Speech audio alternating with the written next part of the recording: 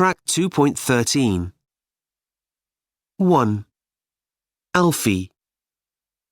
I usually read science fiction, so I wasn't happy when I found out which book we were studying this term.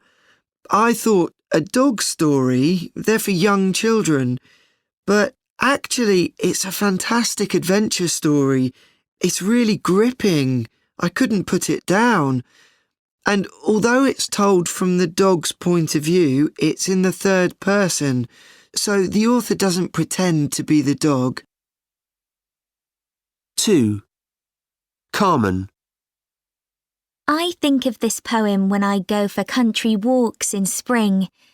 I know some people think some of the words the poet used are old-fashioned, but it's also beautiful, romantic language. It's such an imaginative way of describing someone walking through the countryside. 3. Alfie.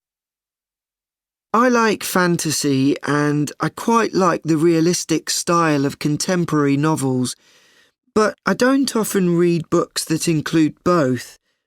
The chapter about Catherine's ghost returning home is quite fantastical, but it's also very believable that the narrator thought he saw her. 4. Carmen. I love her books. They are so humorous. They always make me laugh, and her characters are totally convincing. I think she knew people like that in real life. Although she wrote over 100 years ago, her dialogues are still believable. 5. Alfie. Not many people know this book, but I found it really interesting. It's about a poor boy who changes places with an English prince.